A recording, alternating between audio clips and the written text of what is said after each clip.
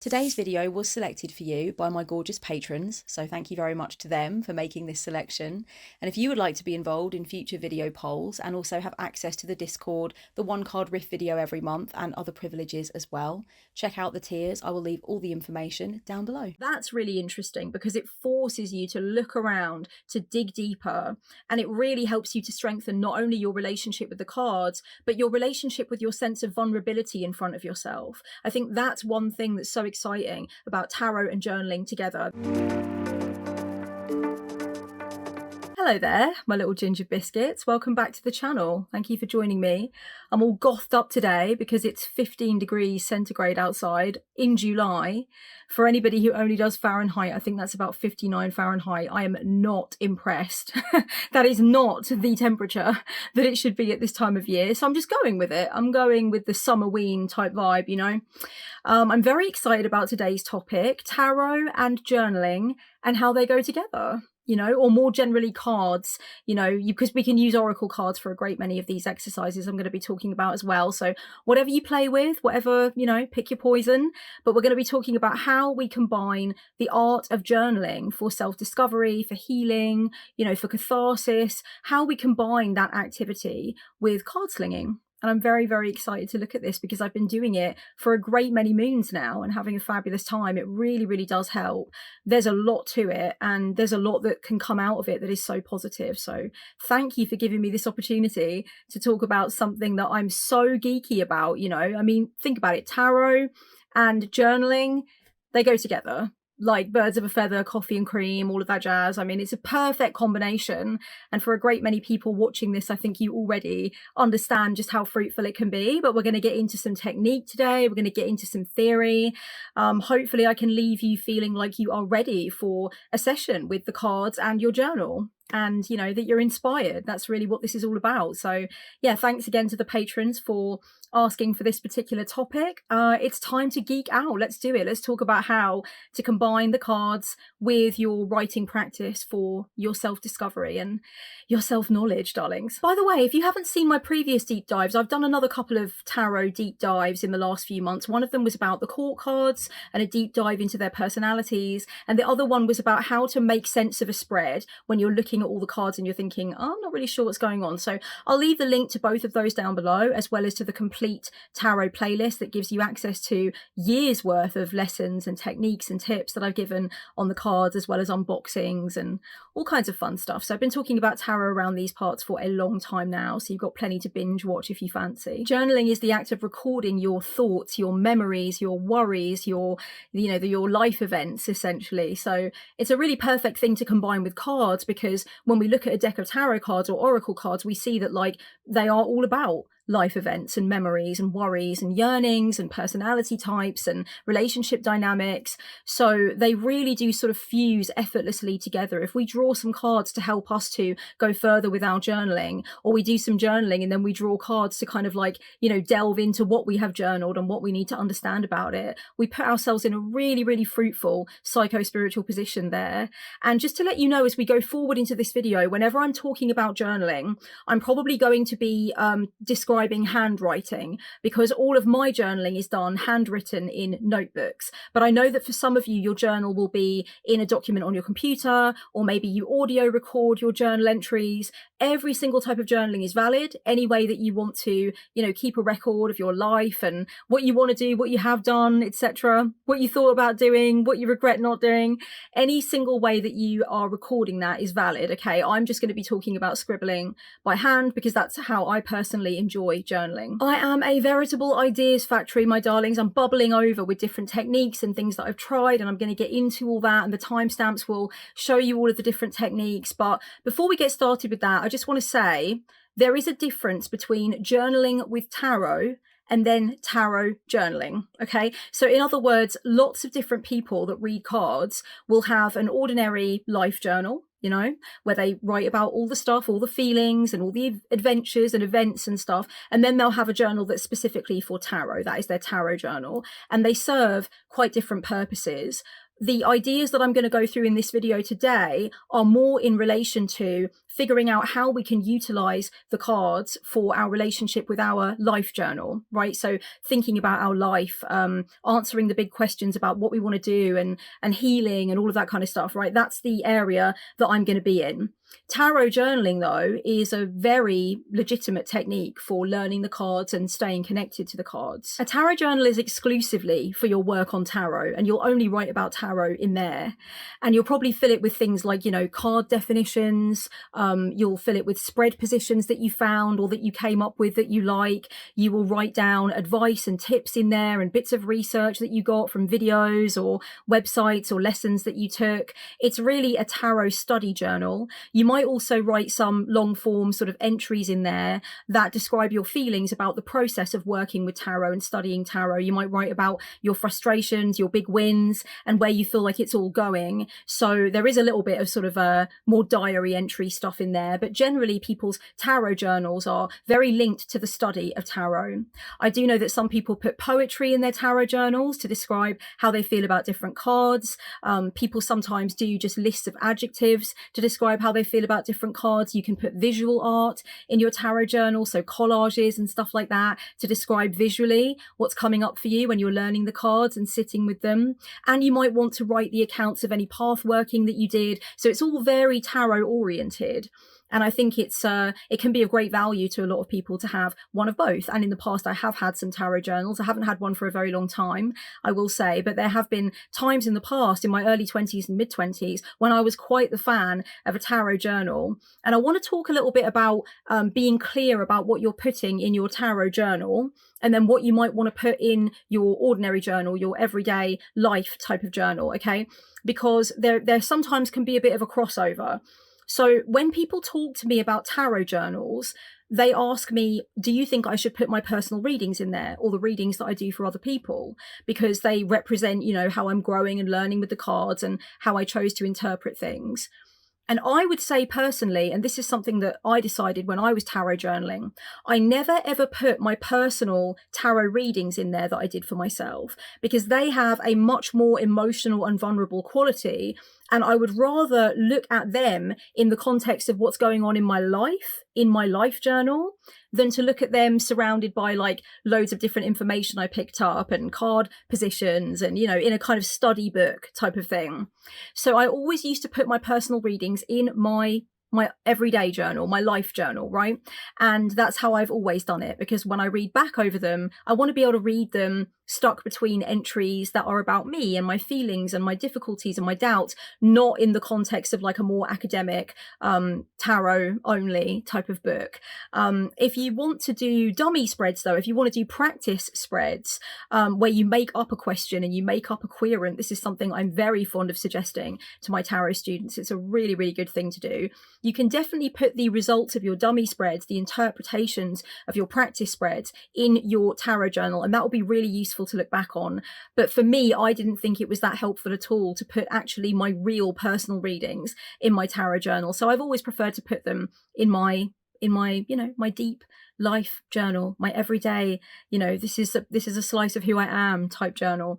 But other than that, everything study wise goes in a tarot journal. And today we're going to talk about some techniques for how you can utilize the cards to really help you deepen into your life journaling. So yeah, that's basically what we're doing. But if you have both, then that's awesome. And I love that you have a tarot journal.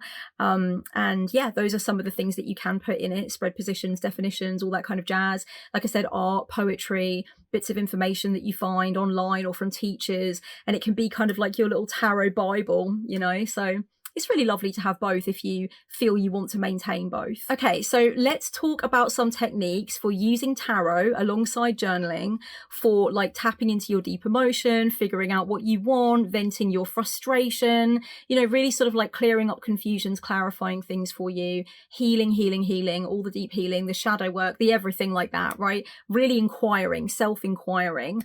I want to talk about some techniques that I've used that I think are so wonderful. Some of them I've developed slowly over time, and I've found them useful for years. Others I've really only just figured out.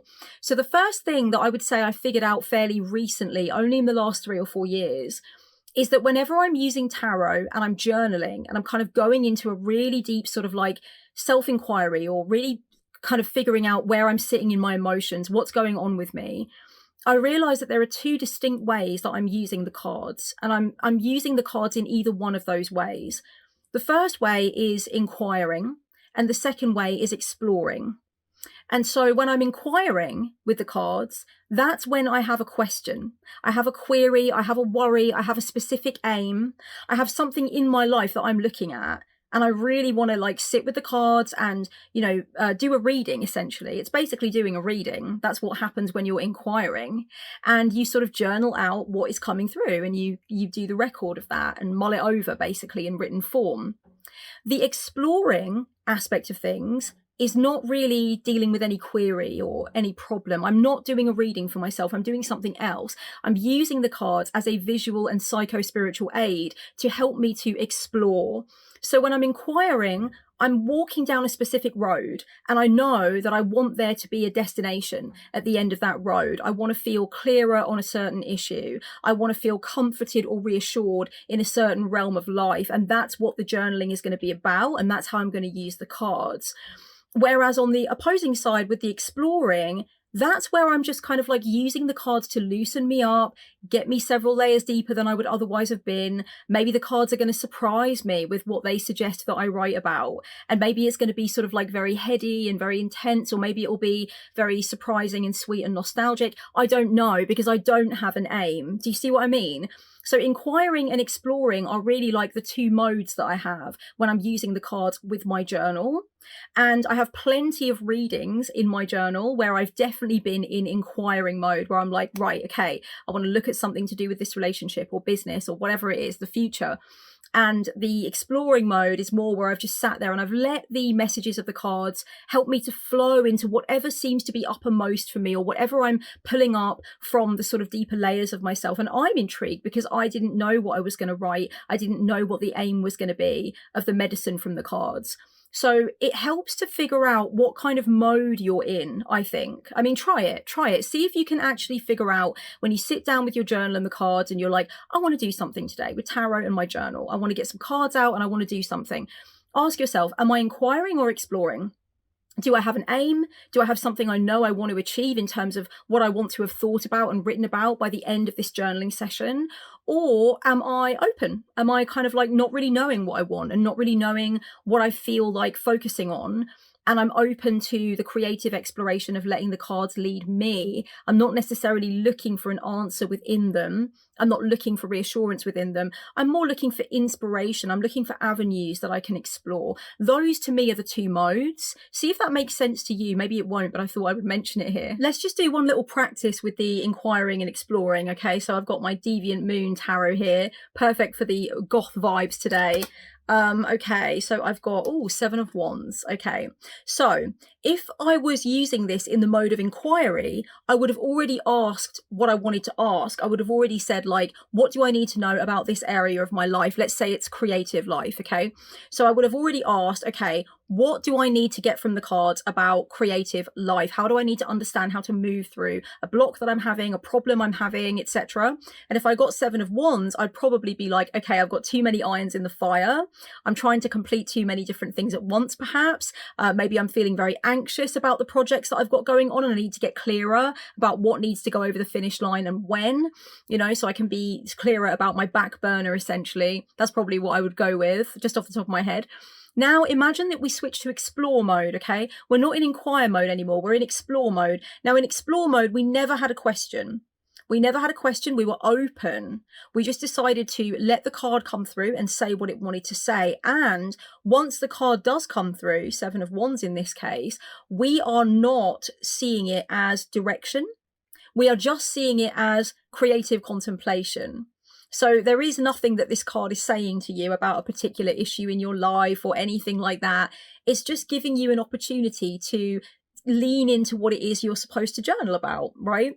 So in that case, I might go way more abstract. I might even just look at the image and be like, okay, I'm going to journal about the fact that like sometimes I feel that I'm lost in a forest of different trees and I can't find my way home. And so I go into that feeling of being lost or overwhelmed. Similarly, I might journal about the last time I was around an open fire or the last time I saw the crescent moon.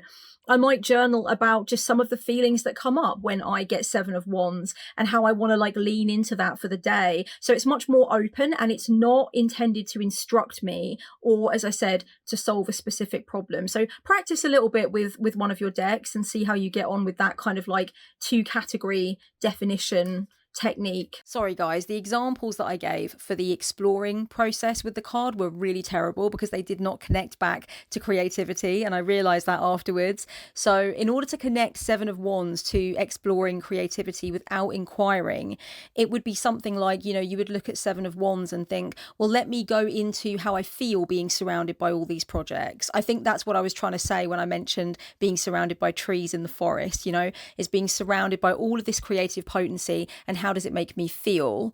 I also think another good exploring technique with 7 of Wands for creativity would be to think about the timeline of all the major projects that you've committed to, which ones you finished, which ones you didn't, which ones satisfied you, which ones you really had to fight for, and which ones came easy. So you're thinking more about like the chronology of your creative experience, the sensation of being in the flow of creativity. So it should inspire you to write about experiences, emotions, fears. It should direct you in terms of what you want to journal about, but it's not you asking for guidance or trying to, you know, pick up ideas about what to do. You know, it's kind of like when people say that you can ask for advice from a friend, and the advice that you want to get from that friend can be advice that is very much about like, you know, strategizing and problem solving, or you might want a friend to just listen, hold some space, throw some ideas around with you, but it's not really, you know, a very serious strategy type of advice that you want. That's what the inquiring and the exploring modes are with tarot and journaling. Here is a really good exploring technique for your life journaling.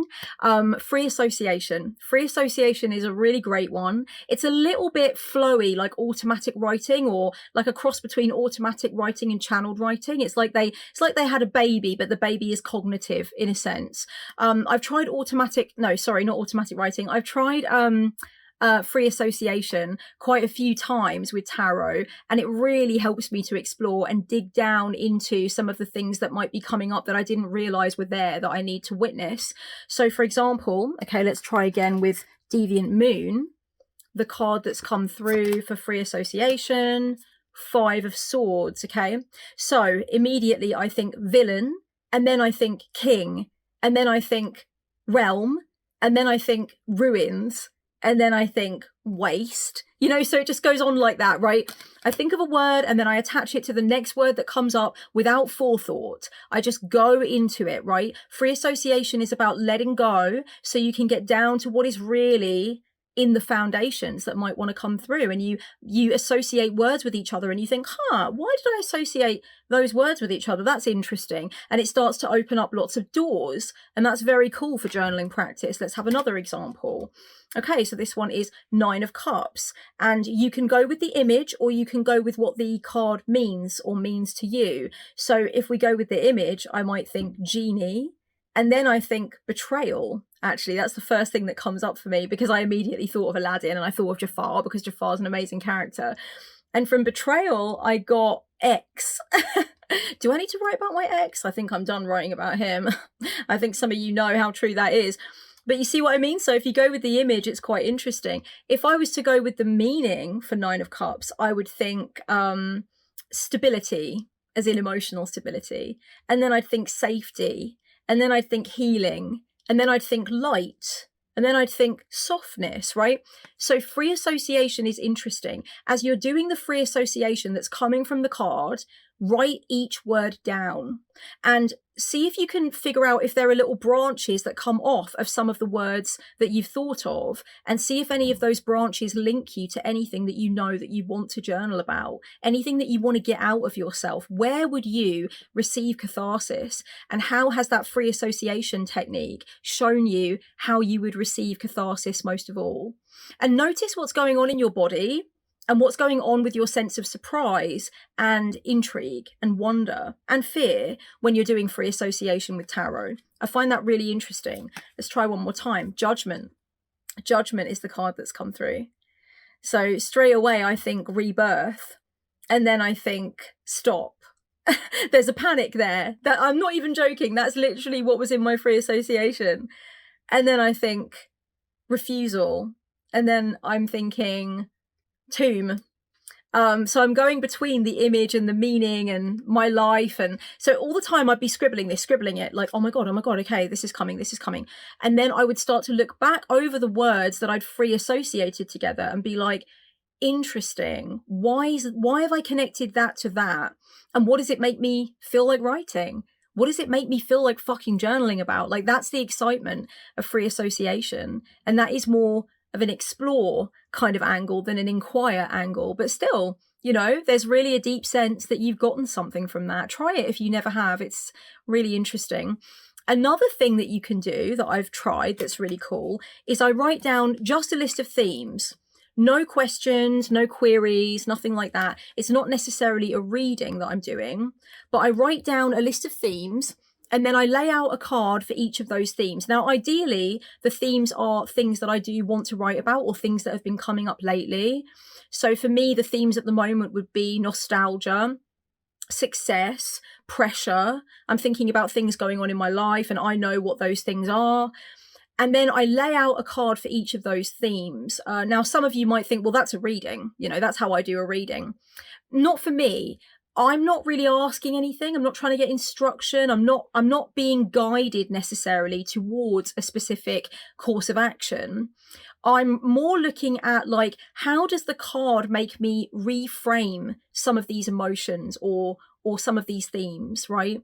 So let's say that a theme that I decided upon was sentimentality, right? That's a theme. I wrote it down, sentimentality. I want to journal about that. What's the card that's going to direct me? The Lovers.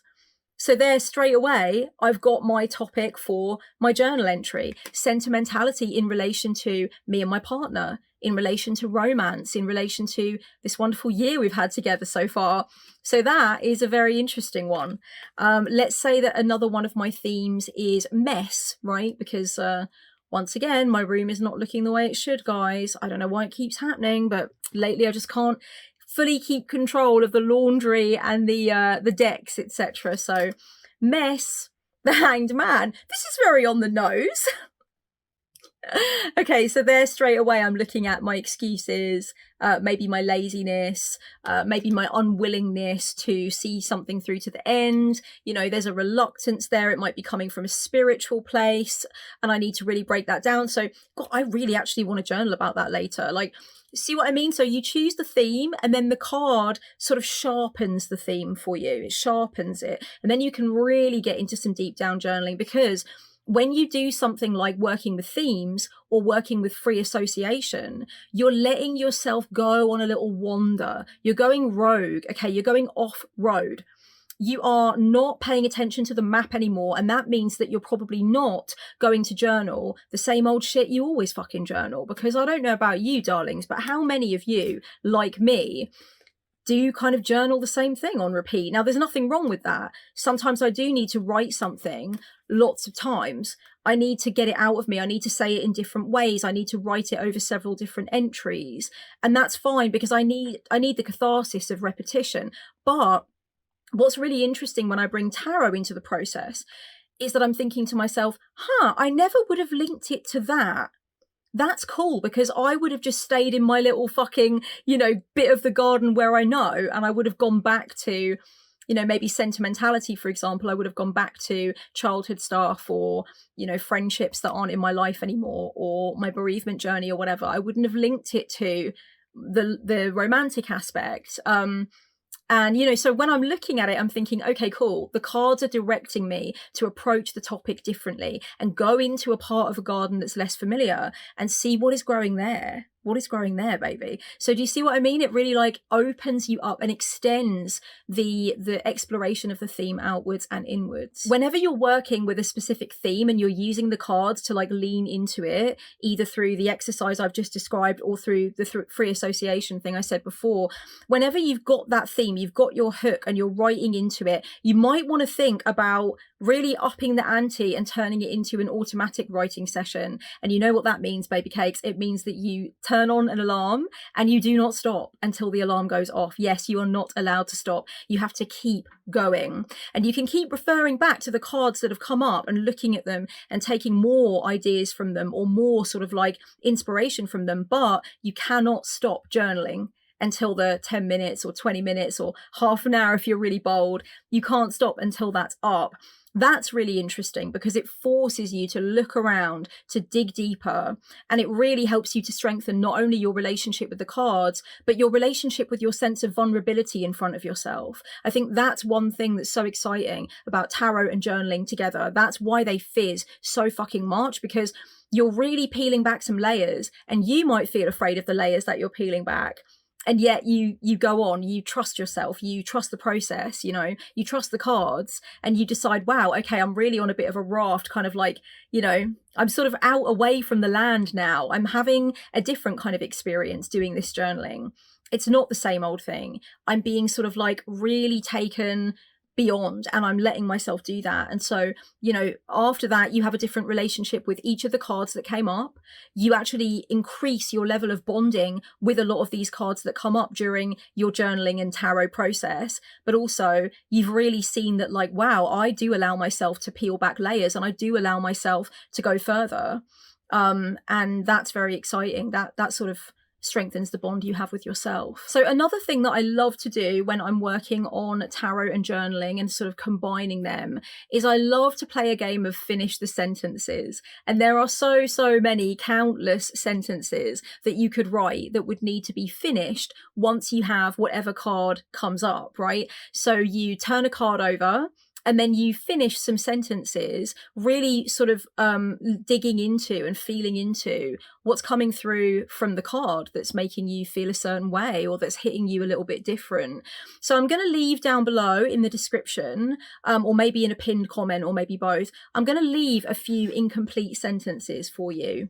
But I'm going to read them out here as well for you. So here are 12 really good sentences to complete once you've turned a card over and you're in sort of like exploring mode with your journal and this card.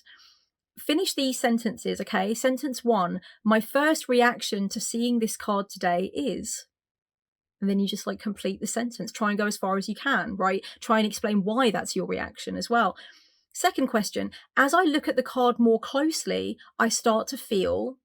Finish that sentence. Third, this card describes the part of me that... I love that one. I do that often. This card describes the part of me that pushes people away, that covets other people's things, that won't face the problem I need to face, right? It's very interesting what comes up. This card reminds me to always, and this card reminds me to never. Those two are also very potent. Again, we're coming into closeness with ourselves when we're answering these questions. We're also coming into closeness with what we understand about the card. We're really sort of moving around the shape and the energy of this card and going in from different angles that we may not have done otherwise. The most important part of this card's image right now is, so that one's quite good because then you get to zoom into the image, right? You get to zoom into the fine detail.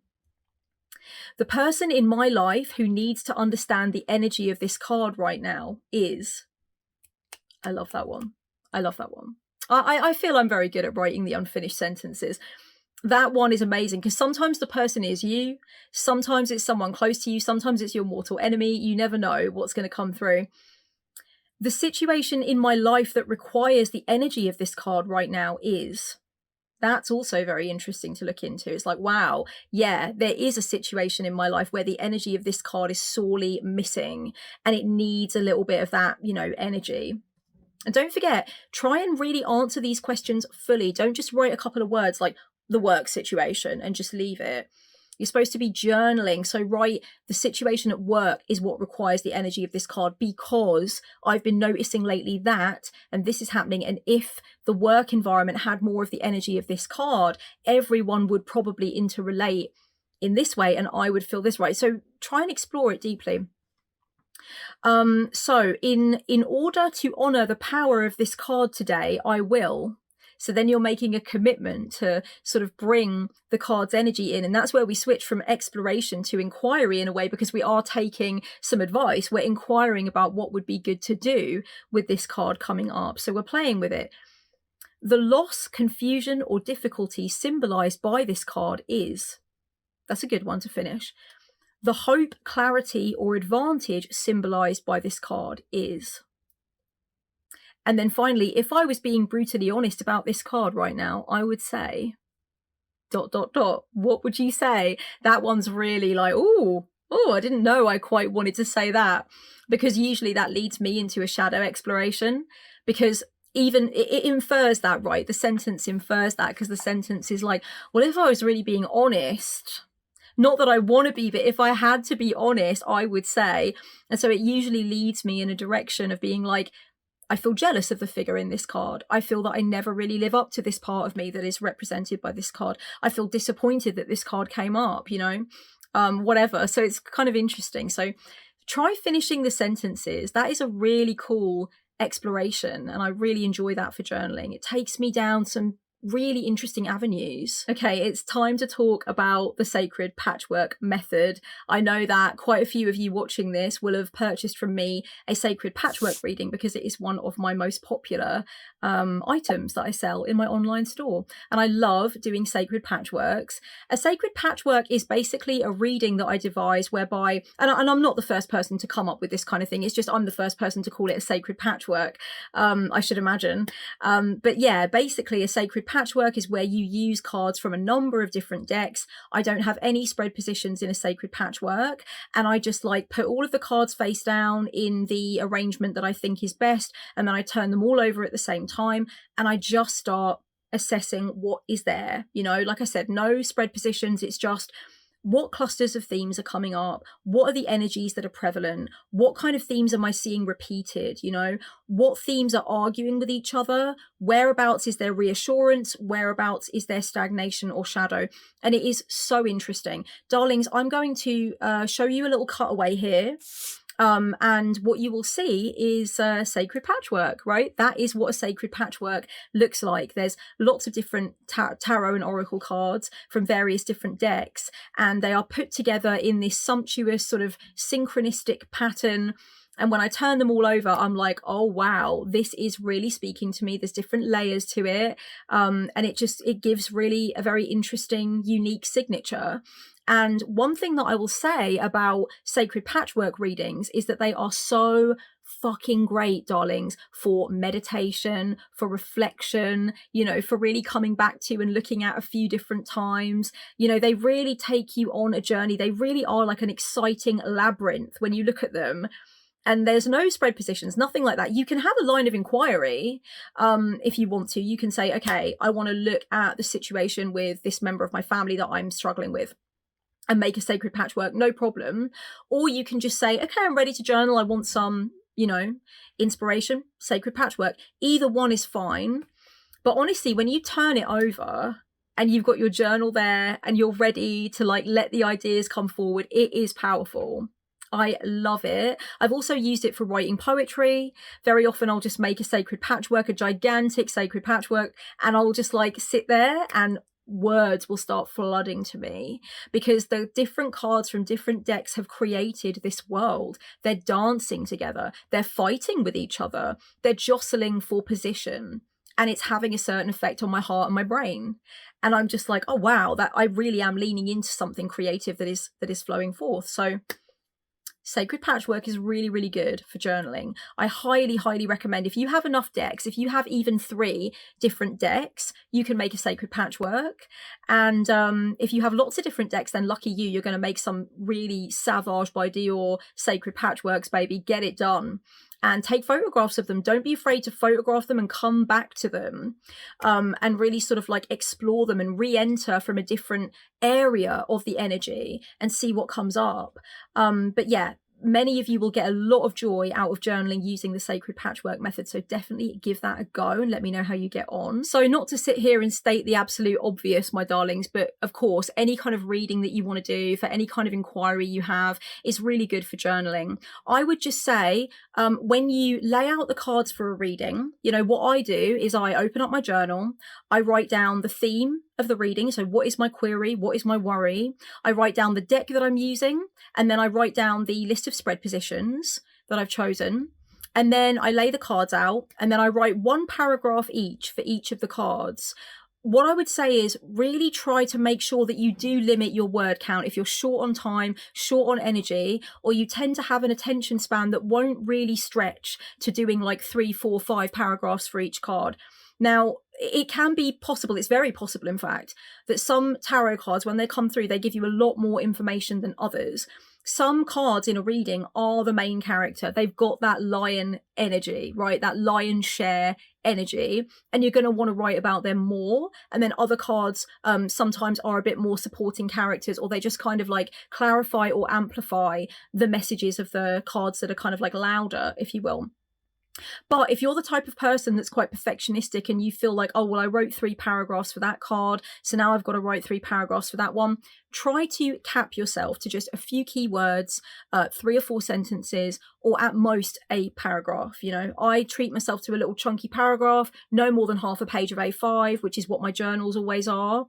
And I find that that is perfect because it forces me to ensure that I say what I fucking mean and don't amble, because I can get a little bit fed up sometimes with a really, you know, with writing out by hand, a very long reading full of different stuff. It can get a little bit tedious. So I try and keep it short and sweet, and that means that I can also refine the advice later when I come back to the readings, which I very often do. In fact, I just revisited a reading that I did for myself, like, what was it? 2 months ago, I did a reading for myself. I just went back and revisited it the other day, took a highlighter pen to it to basically gather up all of the juice of the original things that I thought were so helpful.